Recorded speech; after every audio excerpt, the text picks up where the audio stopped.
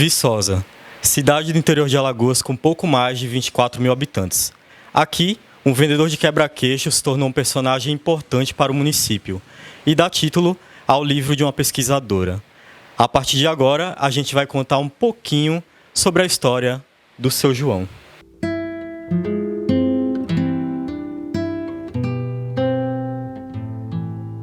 Como é que o senhor aprendeu a fazer o doce?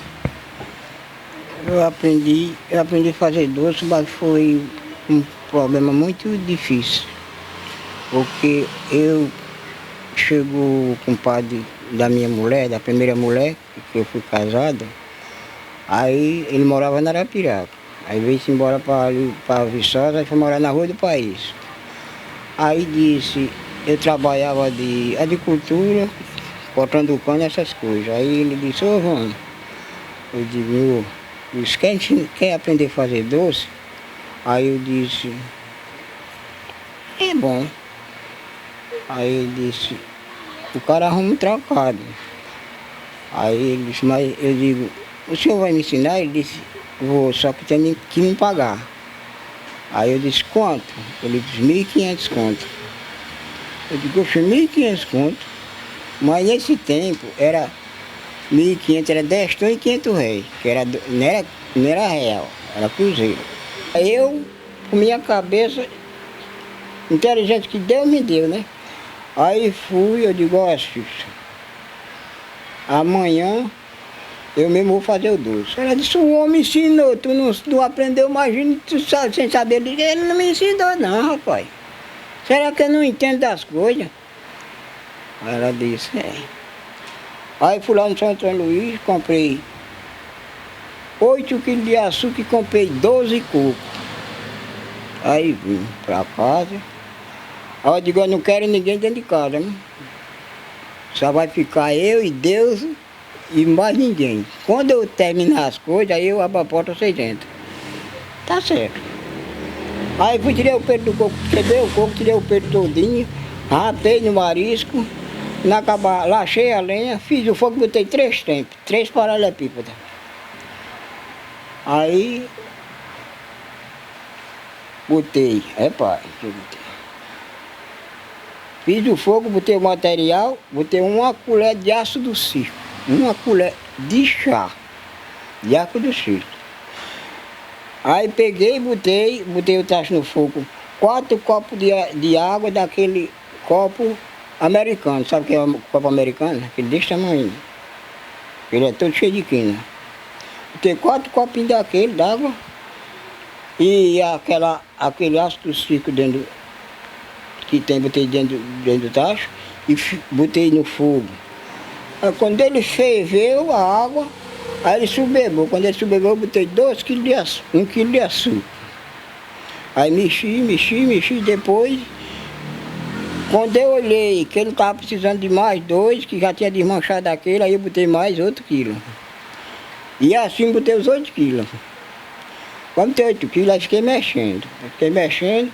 Quando foi com 5 minutos, aí eu vi o açúcar dando o preço lá dentro do tacho, né? Aí eu fui e apliquei o coco. Aí comecei a mexendo. Aí quando foi com 1 hora de relógio, não, 40 minutos, eu fui, fiz o teste na água. Peguei um pouquinho d'água, peguei um pouquinho da pá, já estava com coco e tudo. Aí fui, apliquei, quando eu olhei, aí eu digo, ó, ainda tem que ser mais ainda. Aí comecei mexendo. Aí quando eu vi que ele estava que nem o concreto, eu digo, agora eu vi o teste na água, né?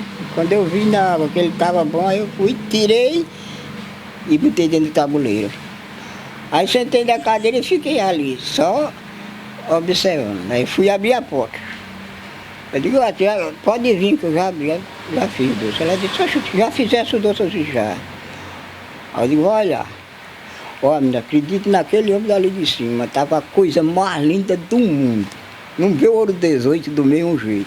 Agora eu rodava, de noite eu rodava, fazia de noite e rodava de dia. Era por dia e noite. E criei toda a família minha vendendo doce. E todos que não se formou porque não quis. Mas eu dei o que podia, né? E graças a Deus, ainda estou aqui, já completei 80 anos.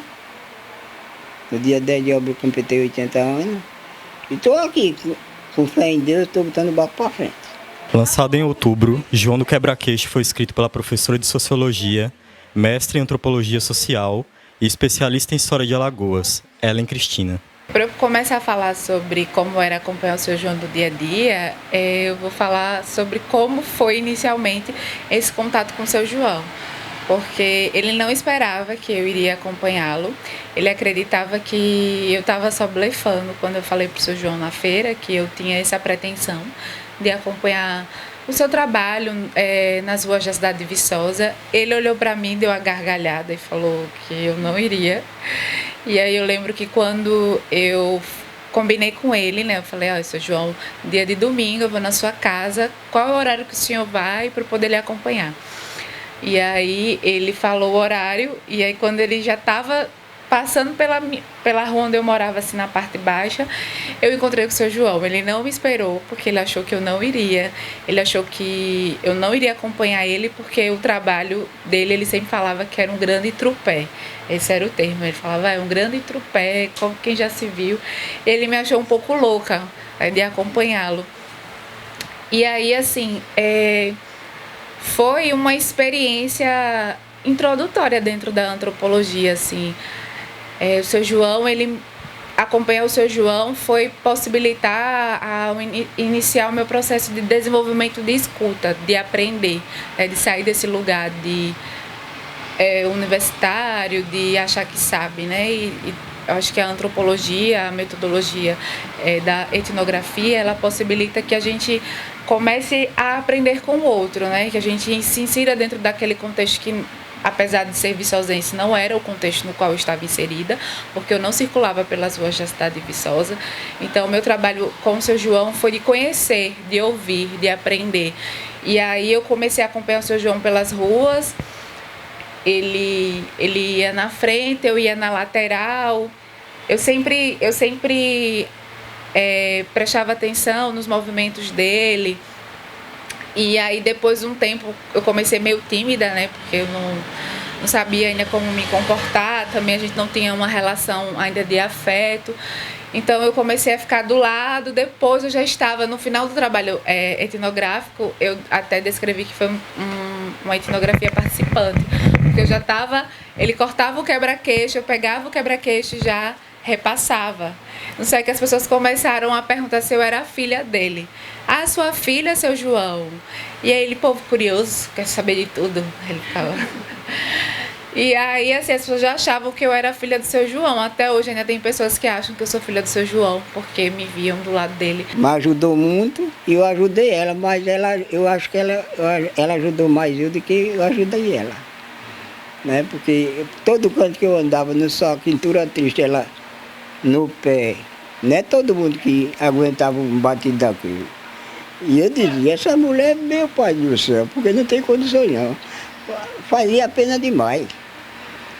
Até com fé em Deus, ela estava atrás até quando chegou o que ela queria, né? Aí, vou fazer o quê? Pedir a Deus que Deus tome conta dela e que passe muitos anos, dê mais sabedoria a ela. Com o meu trabalho de observar, né? Eu acho que a primeira etapa é observar, ouvir e observar.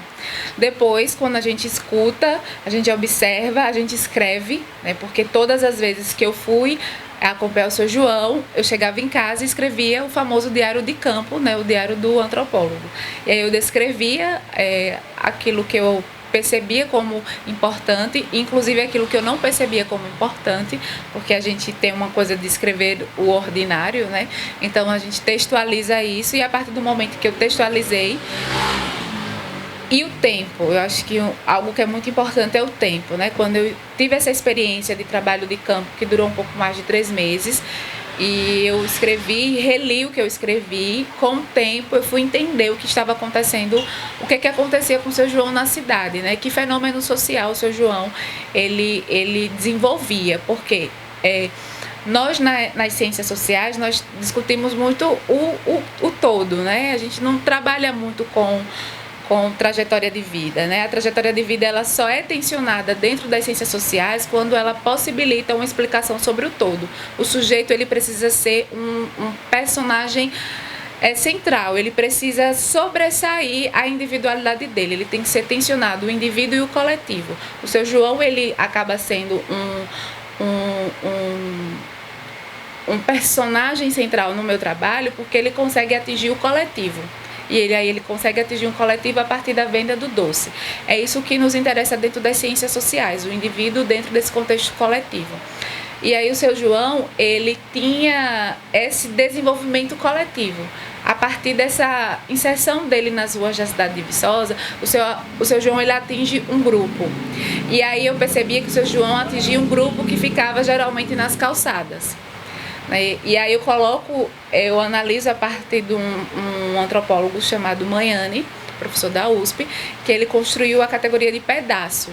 E aí o seu João, ele atingia esse pedaço, que eram pessoas que ficavam nas calçadas no final do dia, na parte da sombra, não necessariamente elas ficavam na porta de sua casa, havia um aglomerado de vizinhos e não vizinhos que ficavam sentados, conversando, fofocando, falando da vida dos outros, de quem passa, quem não passa.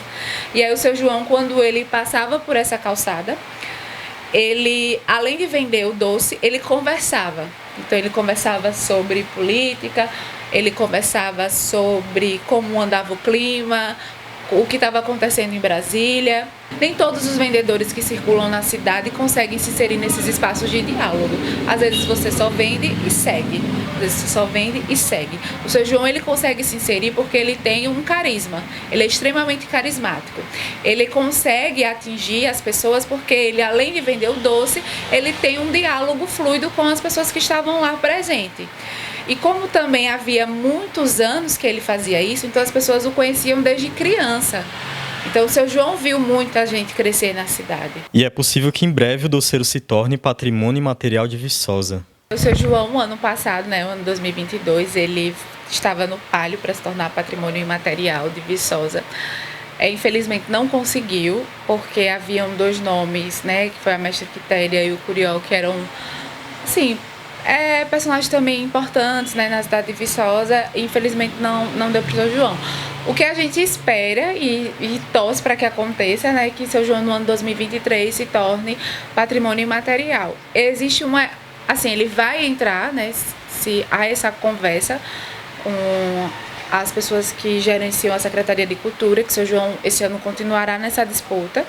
A gente espera que ele consiga. O livro ele foi publicado em outubro justamente para fazer essa pressão também, né, essa pressão coletiva de que seu João ele de fato merece ser patrimônio imaterial de Viçosa. Hoje, vendendo apenas em casa e não mais na rua ou na feira por problemas de saúde, seu João conta que o produto foi parar em Brasília e até mesmo na China. Até para a China foi. Quem comprou foi o Zé do Peixe, que tem um figurino na rua. O senador da Brasília levaram o doce para lá, enrolado num papel. Eu digo, oxe, como é que o cara sai daqui? Rapaz, leva. Ele disse, na minha vida eu nunca vi um doce de bota um pedacinho que eu vou levar para casa. Se eu pudesse andar na rua, eu tinha certeza que era rápido. Eu saía um tabuleiro desse, eu vendia um tabuleiro todo dia. Mas hoje eu passo 8 dias para vender um tabuleiro desse.